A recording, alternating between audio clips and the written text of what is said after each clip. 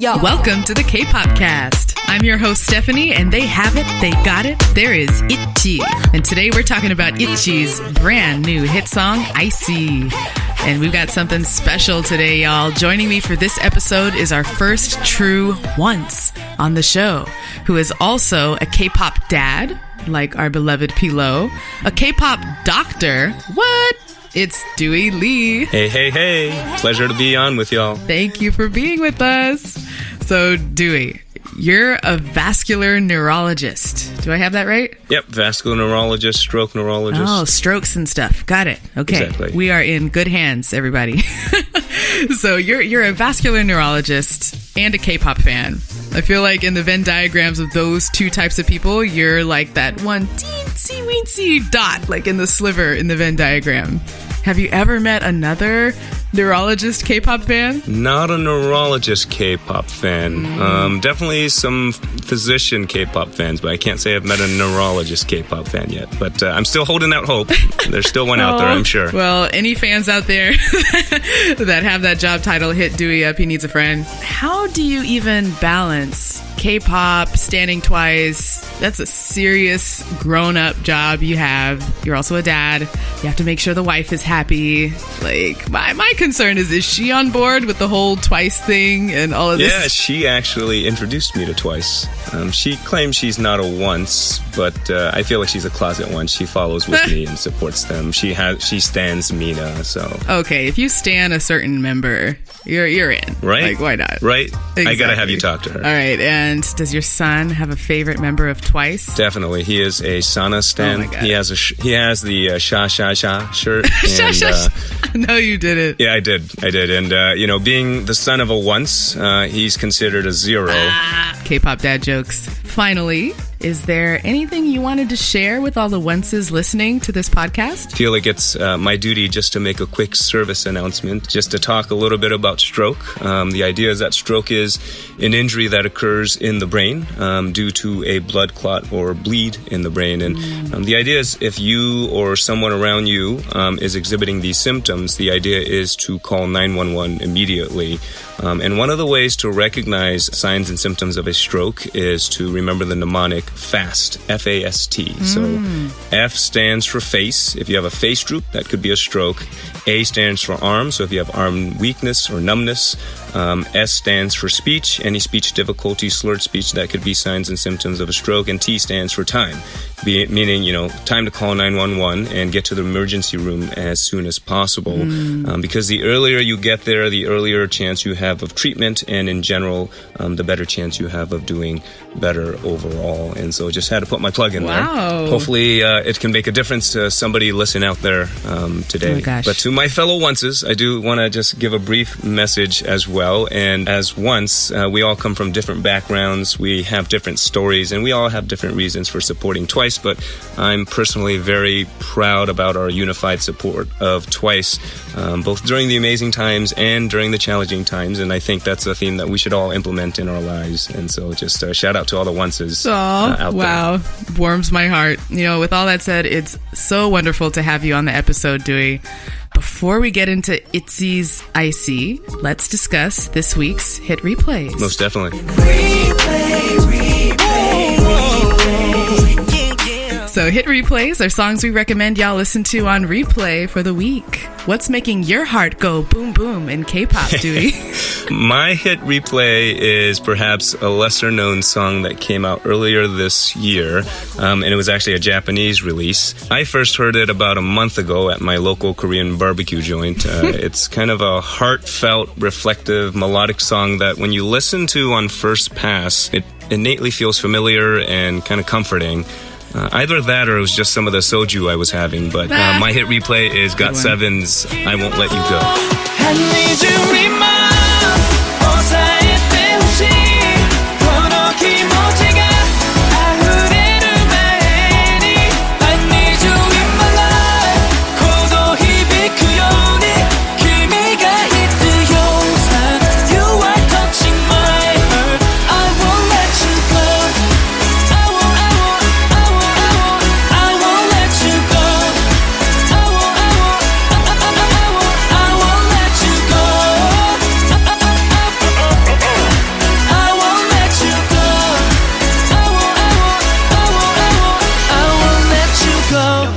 find that I often miss these Japanese releases when they are so good. Right. There needs to be somewhere that I can be updated. Like when the Japanese one, I feel like I'm really good at catching the Korean ones. Yeah, but I mean, this case in point, this was like 8 months later, right? So my hit replay is also one that I slept on months ago in November. Day6 came out with a song called Chocolate, which just makes me smile and makes me want chocolate. So I encourage everyone to go listen to it. It's super cute. It's got a real kind of a funky, relaxed vibe to it, I feel like. Yeah, super chill. Yeah. That's my style. Nice. 그만해야 해. 난 알면서도 생각은 멈출 수 없네. 마음이 가고 또 맘이 가네. 생각할수록 넌 너무 달콤하기에 보다 달콤한 걸잘하니까 나도 몰래 가는 시선이 네 입술에 멈추지 뭐니 맛본 적 없는 맛을 왜 난 달콤한. So that wraps up our hit replays. Now it's time to let our listeners know whether ITZY's ICY was daebak or not.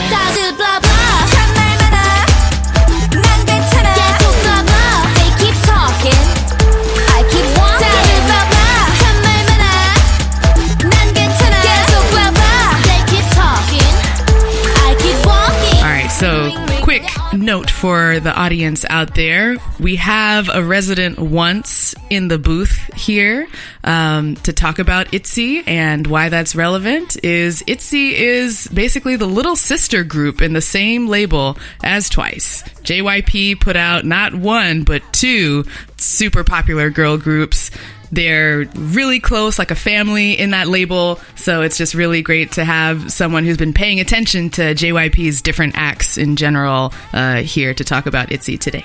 So as a once, definitely excited to be here to be able to support the sister group ITZY. As a matter of fact, my wife and I have been kind of flirting with the idea of becoming MIDZY. So much, in fact, that if we have a baby girl, MIDZY is in the running for the name. Get out. Yeah, MIDZY. K-pop baby time. She doesn't want to spell it with a D, though. Can't wait to meet MIDZY. Baby MIDZY. Baby MIDZY, exactly. So first we're going to talk about the message. You know, what does it all mean? The concept.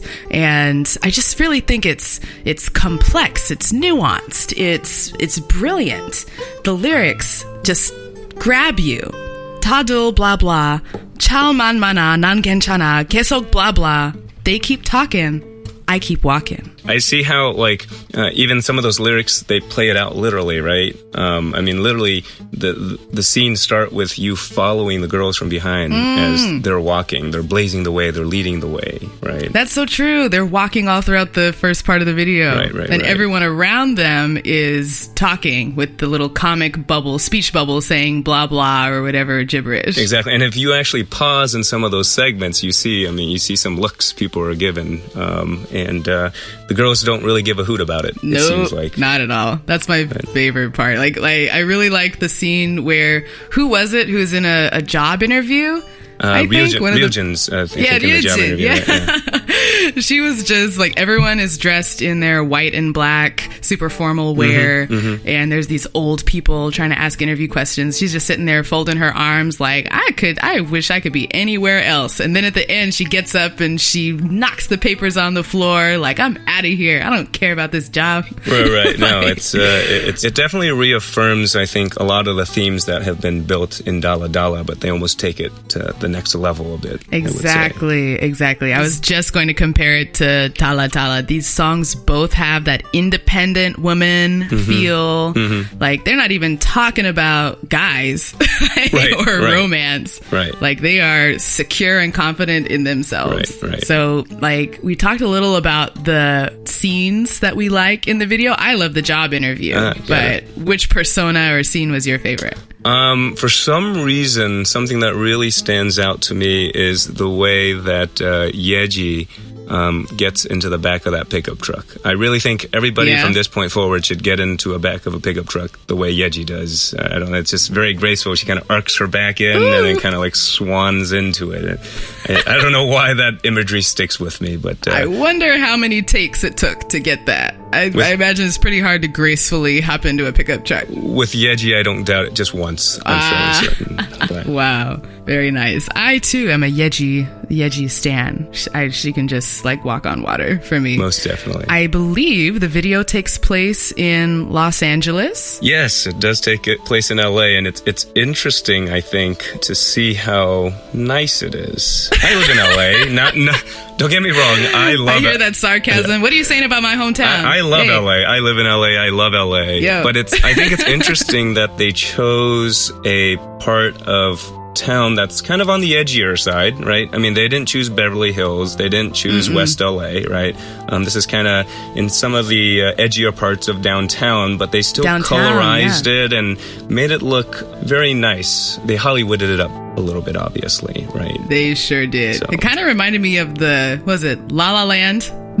that movie, where they literally saturated LA with all these colors. Exactly. I was like, yeah, that's about it. It's like, that's Grand Central Market. I'm there all the time. How come I don't see as many neon lights or it's not as pretty, right? But they added a few things here and there. But I think it's it's nice. I get that the video wants an edgier take, but I don't think they need Skid Row or anything necessarily in it, right? So I know. I was like, where's Skid Row? right.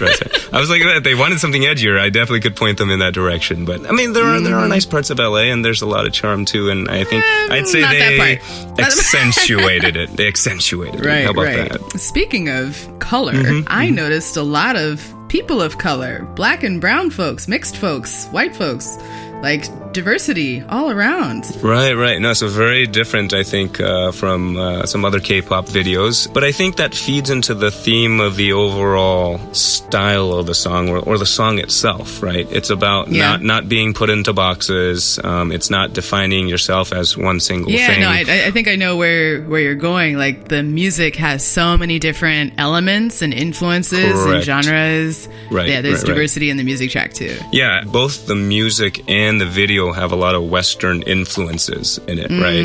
And it's kind of played out in the diversity you see with the characters on camera they have as well. Yeah, moving on, so much to say about the dance. I think a YouTube comment I found 5 minutes ago sums it up nicely. Someone wrote, "My deepest condolences to those who are going to do a dance cover." That's exactly what I thought. Yeah. No move is like another. It's so complicated. One of my favorite parts, I have a lot of favorite parts, it seems like, but tell us. It's the dance break. I love it. They gave a formal dance break in the music video, and just that part where they kind of do a half splits, right? And then they kind of pull up out of it. I'm just thinking, I was like... Yes, I love that part. Initially watching, I always kind of want to learn a few of the moves here and there. And I said, you know what? I'm just going to stand back and enjoy this one, I think. Yeah, I'm not even going to attempt this one. Seriously. Yeah, that was one of my favorite parts, the dance break, how fast they changed formations. I also like in the chorus when the lyrics say blah, blah, they do a hit with their head to the side and lean in with their hip. They really hit that beat. Right. And it's a simple move, but it goes with the music so well. I think it flows. I watched the choreo video the other day, and I think it flows pretty well overall. It's hard to tell from the music video, obviously, but watching it kind of more direct on the choreo video, I enjoyed it. I think, there's a lot of flow. It's not just kind of walking from one spot to the next. And they hit their moves really hard. I mean, all of them are amazing dancers. Yes, exactly. There's no main dancer that I can see. All of them were killing it. Right. I mean, I was even talking to a friend who was saying, I think this is probably the toughest girl group choreo out there right now. Wow. This song. Maybe compared to some G-Friend choreo, I guess, but this one is up there because they never give girls really tough choreo. Right. Moving on to the audio. Oh, the audio. What do you think? It was a lot to take in personally for the first listen, and I think you're laughing because maybe you're agreeing with some of the sentiments. Indeed, but it felt like it was 3 or 4 songs in one, not necessarily playing all at the same time either. So it starts out, with this kind of a funky vibe for me, and I'm like, okay, I'm kind of digging it. It's the same that was in their teaser, right? That little funky vibe, and then it cuts out a little bit, and I figure that's just to help eventually build up at some point. And then suddenly you get these war cry drums with Leah's red dress coming in, right? And you're like, whoa, what's happening for the pre-chorus? But you figure, a strong pre-chorus will lead into a strong chorus, and then suddenly the chorus comes on, and I'm not super musically oriented, but I mean, my best description of it is some sort of a jungle, underground, raw music thing. Right?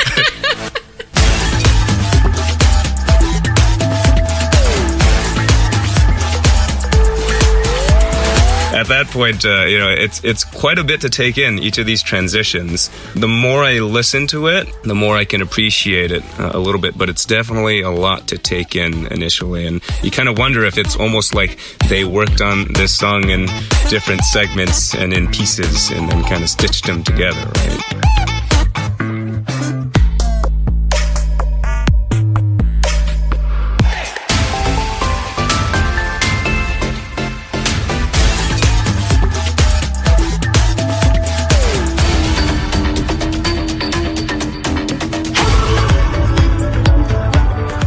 I think you're absolutely right about that. We were doing some research into the production of the song and found not one, not two, but maybe even like more than that. I can't even count how many producers are on this song. It's more like 10. That's exactly the point, right? You can't even. They keep growing by the day. American Daniel Caesar is on here. Like, come on, right. Penomeko. Like, I don't hear his sound at all, but I guess it's in one of the 20-second segments. I mean, JYP is, of course, at the helm of the whole thing, composing, writing the lyrics. I assume arranged by him. But yeah, I think just seeing the long list of producers on the song gives us a kind of a clue. Where did all these segments come from? Right. I also think it goes to show or maybe make a point that JYP has a lot invested in ITZY. He had to pay all these people. They're pulling out all the stops here. I think he's wisely investing in them. There's a lot there to tap in terms of the market and this message of girl power,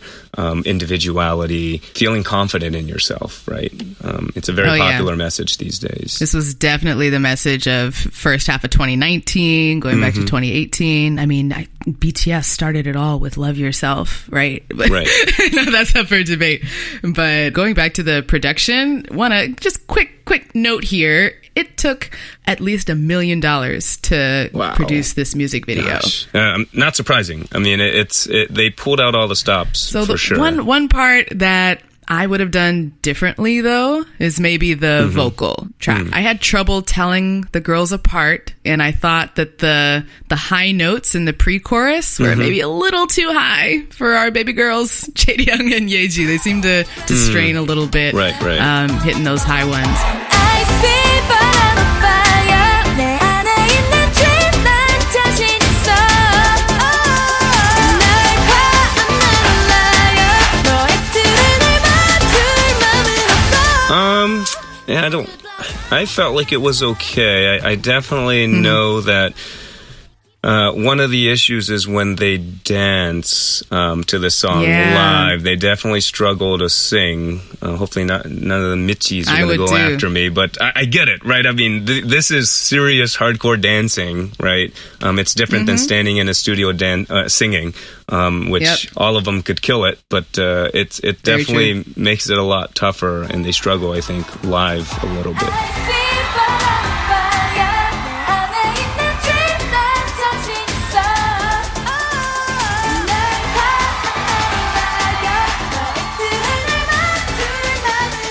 I think it does go a little high, but then I guess the other option is to start lower. I'm not musically inclined enough to make that decision, I think. I think we are. I think we should call them up right now and say, look, protect the vocal cords. Right, let me get JYP in my speed dial right now. Exactly. Beep, beep, beep. Speaking of that JYP Whisper, I was thinking there's so many things going on in the music video and the song. Every time I go back and listen, I kind of pick up something new. And yesterday, as I was listening to it in the car, I noticed that only on the first chorus, just before the first chorus, they say dance. Like somebody says dance and kind of whispers like that, right? And I thought I was driving. I hadn't heard it before, and I thought somebody was in the car with me. I just about swerved off the street, but no. So it's just kind of cool to listen to it because there's so many. Yeah, JYP Ghost, right? Yeah, that was the JYP. That was the remnants of JYP, I think. So JYP. Right, exactly. But there's just so many things going on, I think, with the music video, the song, and everything. But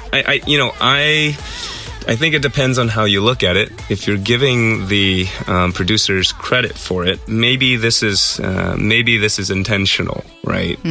Just to kind of overwhelm you, oversaturate you with all these different sounds, all these different noises, all these different styles. Yeah. Because the girls are saying through the music video, through the music, you can't define me, you can't confine me, right? I am what I am. I'm proud of who I am, and this music is what it is. Take it or leave it. I don't care. Blah blah blah. It's not supposed to meet some critics, nice neat definition of what a song should be. Hey, the theme started here, it carries throughout. Not really. It jumped into, I feel like, different genres. I think. Well, we K-pop fans are very familiar with genre shifting and hopping and skipping and jumping. Some of the producers here worked on other songs that do the same thing. I see Red Velvet, Zimzilabim in here, Sonya All Night. Speaking of shifting, right, exactly. Yeah, exactly. So it's nothing new to us. It's not as jarring as it would be to maybe a new K-pop fan. Definitely. Yo.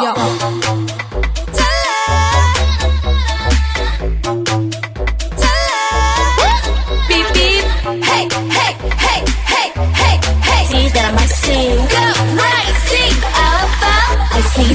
All right, so before we move on to our final scores, our listeners had a couple of comments about the song. Matt Farnsworth, or @WorthMaddie, said about ITZY, they are weird yet commercial, funky yet overproduced pop. They're an entity that can only exist in K-pop, and that's why we love them. #ITZY, #ICY. I think that's totally kind agree. of the perfect tagline for them, right? There's just so much going on. There's all of this, and take it, have it. It is what it is. Yes. So closing out, were we crushed by this girl group? It's time to give our final scores and find out. So for the concept, 1 being lowest, 5 being highest, Dewey, how would you rate the concept of the video, 1 to 5? If I'm going with my gut reaction, I think I have a better sense of who ITZY is after reaffirming their initial concepts that they pitched in Tala Tala. So I'm going to give them a 4 here. I think they carry the theme through front to back, even at some cost of musicality, perhaps. For me, concept is going to be a 3.5. Love that they used my hometown, LA, although it's not really one I recognize. Oh no, that's what it's like now. That's what it's like now. It's great. Yeah, I guess I need to go back and see. Just flowers and pastel. New downtown. Right. Yeah, so 3.5 for me on the concept. How about the audio, Dewey? 1 to 5. A little schizophrenic for me, but I think it works after a number of listens, right? And I think, again, if that's the theme they were trying to pull off, then I think it works in the end. I give the audio a 3.5. All right. I think it's going to take me a few more listens to get up to that level. I am down in the 2.7 category. Once you get to listening to it about 504 times like I did, then you'll be there, right? No. I'll report back. Right. Then I will have gone insane. So maybe you can help me out. Maybe I'll have a stroke. Anyways, finally, it's the moment we've all been waiting for. Is ITZY's ICY daebak or not? Day to the bak for me. He said day to the bak. Get out of here. I think it's a not for me. I liked Tala Tala better, and I didn't even really like Tala Tala. You know what? I listened to your guys' take on Tala Tala, and so I went back. No, I went back and listened to Tala Tala today because I thought I liked Tala Tala better than this. When I went back and listened to Tala Tala, I actually found that it was less strong. I think less of a kind of less forceful than this song. But again, recall bias. I always think the latest is the greatest. I just think maybe it was More consistent? It definitely was more consistent thematically in terms of the music. In terms of the music, no question. Yeah, it's my fellow once shining through, I guess. Right? Yes. So glad to have you disclaimer. Here. Right. Let everybody know you have a little bit of bias. Right, definitely. What would K-pop be without bias?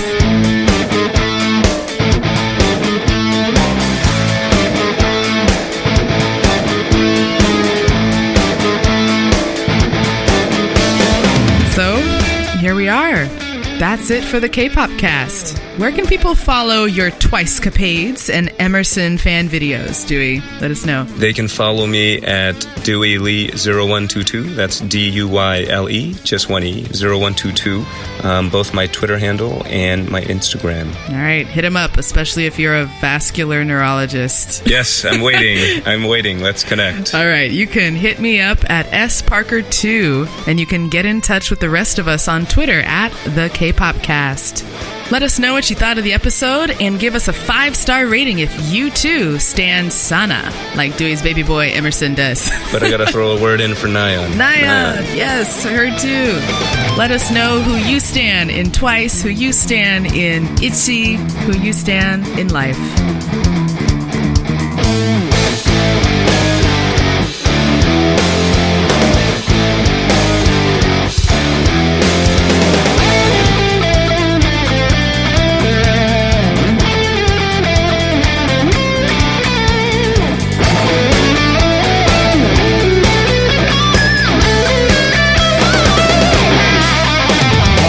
Okay, Dewey, I have to ask. This question has been keeping me up, and I've really been meaning to ask my doctor. But since I have you here, I was wondering, am I allowed to do heart signs? Like, can I do the big one or the little one with the fingers? Is that going to affect my heart and my health? I think it would only increase your health, but I'll tell you what, I do it around the hospital for my coworkers all the time, and they tell me, cut it out.